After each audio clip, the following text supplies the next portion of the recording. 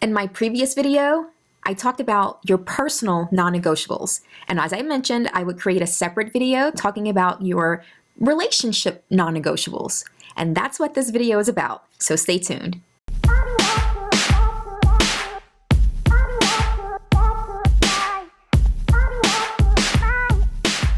Hey guys, Coach Nrgy here, the Single Parents Life Coach, where I work with single fathers, single mothers, and those who date single parents.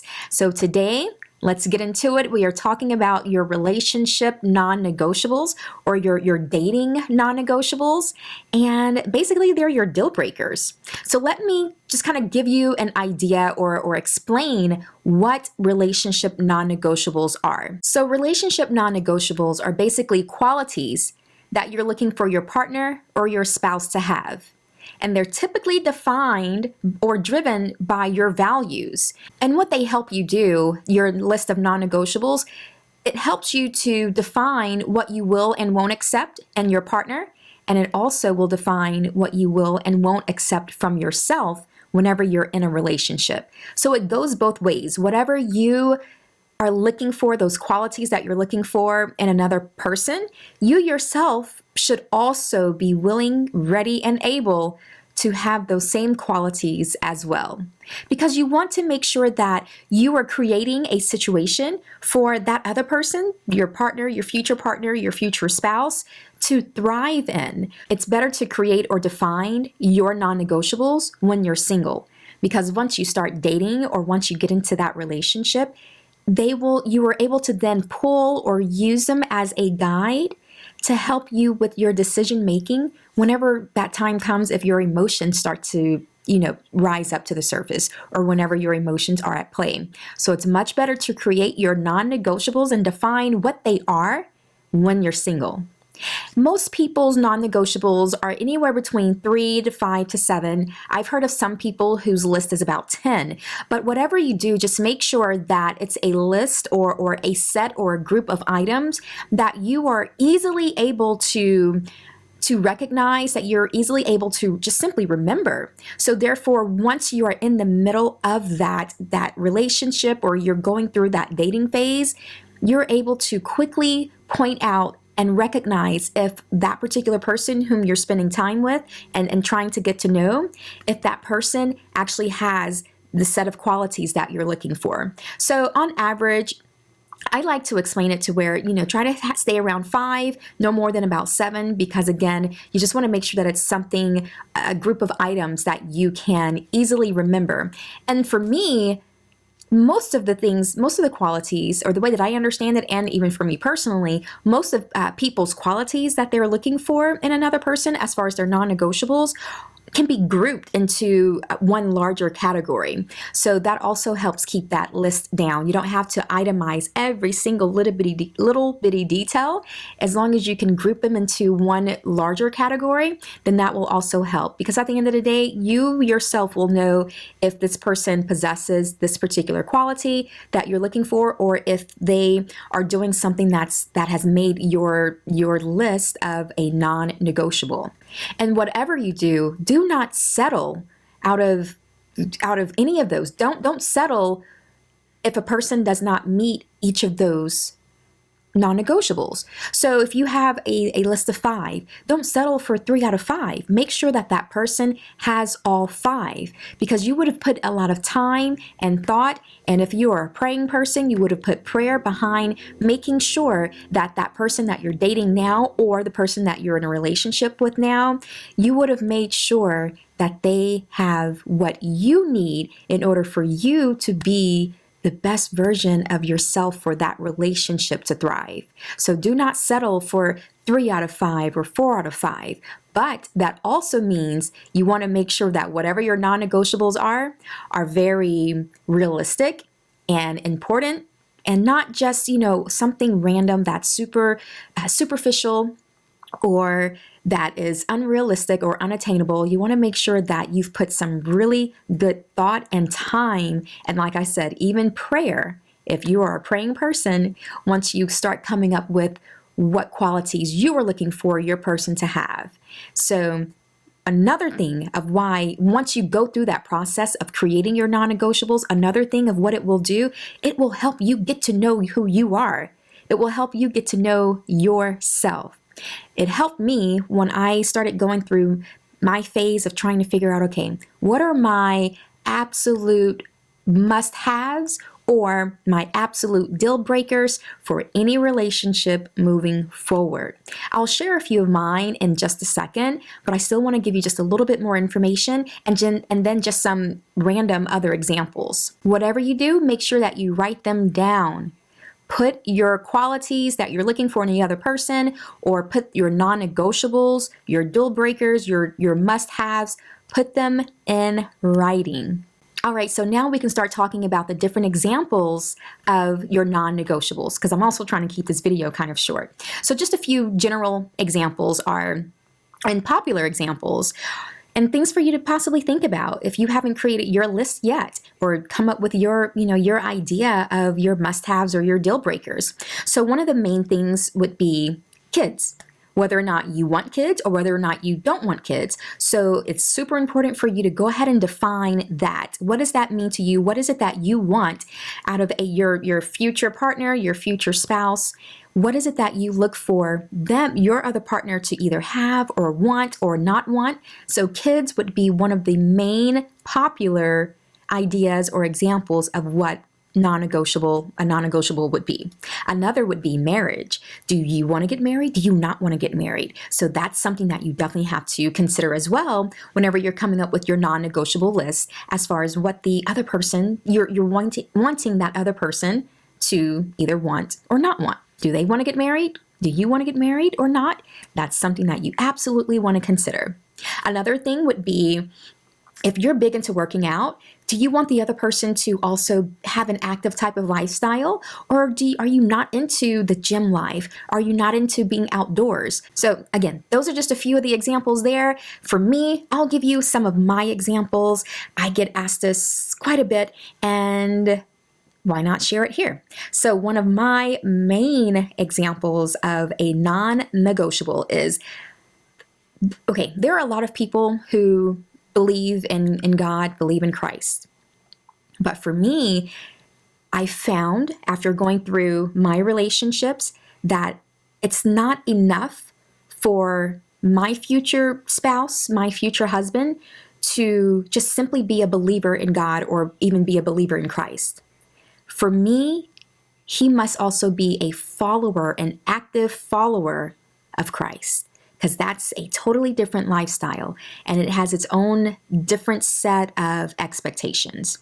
And again, being a believer in God, loving God, that used to be enough for me until I realized that it's totally different, because there are a lot of people who believe and love God, but their active day-to-day lifestyle, their routine, their way of doing things, it doesn't necessarily line up with God, or it doesn't line up with the Word, or it doesn't line up with Christ or being Christ-like.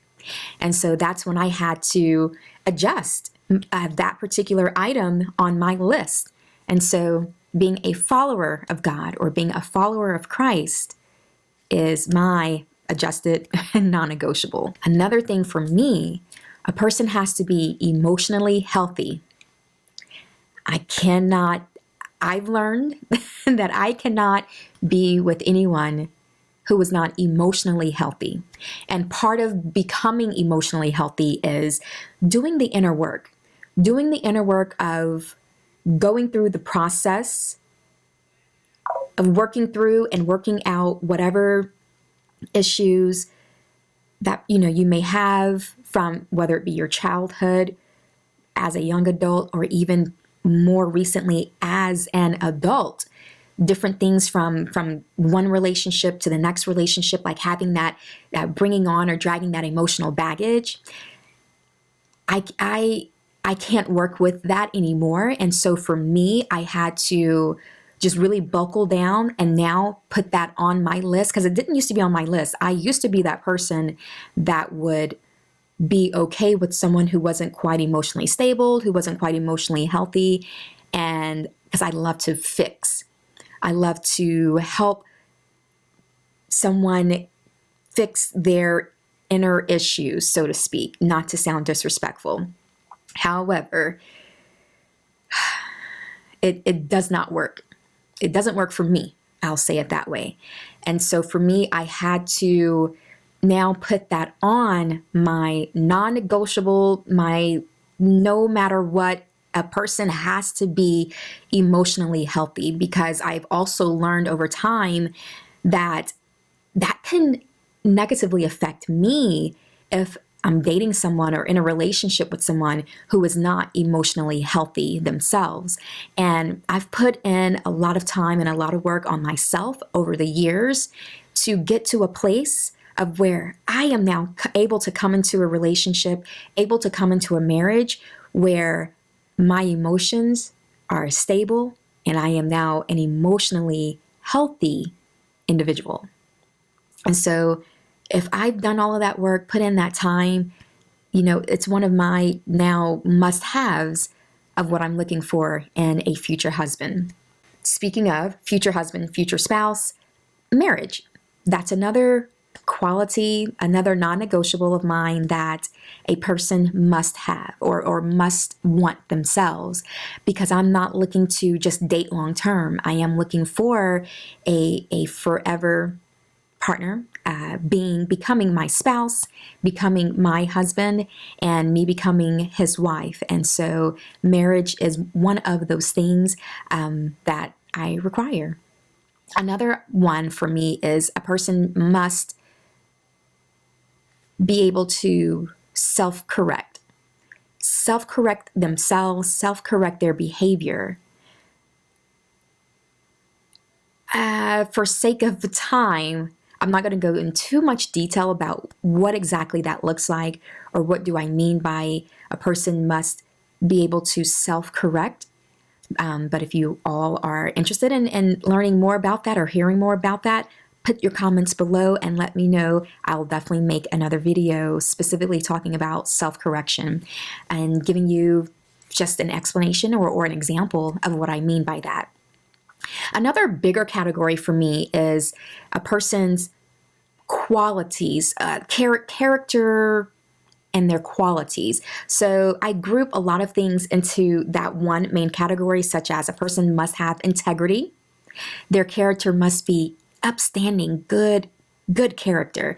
Morals, their values must be in line with my value, with what I value. Also, principles, their ethics all of that must be in line. They must be an honest person, basically meaning they understand right is right, wrong is wrong, and not being afraid of, let me tell you this. Speaking of this one, right is right, wrong is wrong, another thing that I look for that is a must-have for me is a person who will just tell the truth, be honest, no matter what. No matter what the possible consequences would be. No, not even like, don't lie just to try to hopefully save the relationship or whatever.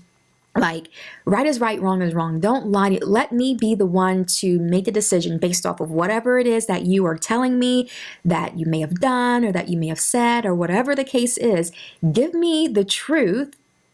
And then let me make my decision from there. Don't lie just because you are afraid of what may happen. So that's why I tie that into a person's character is hugely important to me. Yeah, I could go on about that, but I'll leave that one there. I will leave it there. And I glossed over this one just a second ago, but again, their values. Their values must be in line and going in the same direction as my values, because if our values are crisscrossing, then that's just going to set us up for failure. And I don't want that. I don't want that for myself, and I don't want that for my partner. I want us to win, point blank, period. So those are some of my examples. And then of course I gave you all some other general examples that a lot of people actually do put on their non-negotiable list. So you now have an idea of what you can think of, consider, figure out what your values are in order to help you determine what your non-negotiables are for your relationship. And again, make sure that you create it your idea or define your non-negotiables when you are single, if at all possible. But if you are already in a relationship and you're trying to determine, like, is this person for me? Like, do I stay? Do I go? Then go ahead and take some time to yourself and create your list or define your list. The reason I keep correcting myself from saying create your list, because I don't want it to be confused with you're creating this long list of what you're looking for in a guy. He has to be, a certain height, a certain weight. He has to have, a certain skin complexion and make a certain amount of money. Like, I'm not talking about that list. And so that's why I keep correcting myself whenever I use that term, because I do understand that a lot of people I don't want people to take it the wrong way. So I then change from saying create a list to define what your non-negotiables are. So go ahead and, if again, going back to what I was saying, if you are currently in a relationship and you're trying to determine if this is a person for you or if you should stay in this relationship or not, take some time to yourself to go ahead and define what your non-negotiables are, so you can then, again, make the best decision for you and ultimately your partner or the person that you're currently in a relationship with. And, in order to not waste either of your time, if it's just not meant to be, then it's not meant to be.